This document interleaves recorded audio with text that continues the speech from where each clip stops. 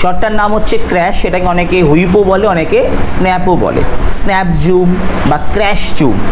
আমরা অনেক সিনেমাতে বা ওয়েব সিরিজে দেখেছি কোনো ক্যারেক্টারের দিকে আস্তে আস্তে আস্তে করে স্লোলি জুম করা হচ্ছে। ক্লিয়ার? মানে ক্যারেক্টারটার গভীরতাটাকে, ক্যারেক্টারটার ফিলটাকে আরও বাড়ানো হচ্ছে।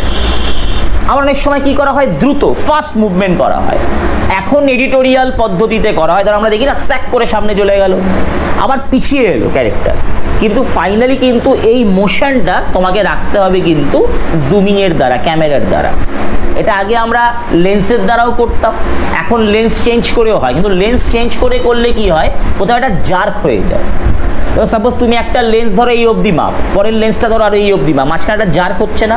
তুমি এটাকে যদি তুমি জুমিংয়ের মাধ্যমে করো, এটা খুব ফাস্ট জুম হচ্ছে, এবং তুমি যতটা এগোচ্ছ ততটা সেম মেজারমেন্টে কিন্তু তোমাকে পিছোতে হবে। ধরো আমি হাত এখান থেকে স্টার্ট করলাম, তো আমি এই এগোলাম, আবার আমি হাতটা এখানেই আসবে, হাতটা আমার এরম যেন না হয়ে যায়, তাহলে কিন্তু মেজারমেন্টটা মিলবে না।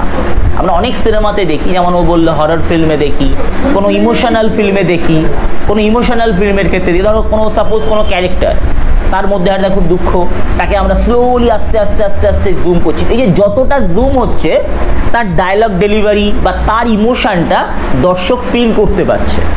দর্শক আলটিমেট ওয়েট করে আছে কখন তার চোখ দিয়ে জল বেরোবে, কখন তার মধ্যে সেই ফিলিংসটা আসবে, কারণ তার কান্না দেখেই কিন্তু দর্শকদের কষ্ট হবে। আবার ফাইনালি ধরো কোনো জায়গায় ধরো আমরা দেখতে পাচ্ছি কোনো একটা হিরো, সে হয়তো টার্গেট করছে কোনো ভিলেনকে, হয়তো সে মারবে, দূর থেকে হয়তো তার সেই মোশনটাকে দেখানো হলো, কি করা হলো, তার পিওভিতে, তার রেফারেন্সে সেই ভিলনকে একটা ফাস্ট জুম করা হলো, আবার ব্যাক করা হলো হিরোর দিকে, মানে দুজন দুজনকে দেখছে। এক্ষেত্রেও কিন্তু আমরা এই ক্র্যাশ জুম আউট ইউজ করি। মাথায় রাখতে হবে, ক্র্যাশ জুম আউটে যতটা মেজারমেন্টে এগোনো হচ্ছে জুম ইন, ততটাই মেজারমেন্টে কিন্তু জুম আউট করতে হবে, নালে প্যারালালি দুটো শটকে তুমি কখনোই পোস্টে মেলাতে পারবে না। This is crash zoom and crash zoom out. Clear? এটাকে আমরা প্যান হুইপও বলে থাকি।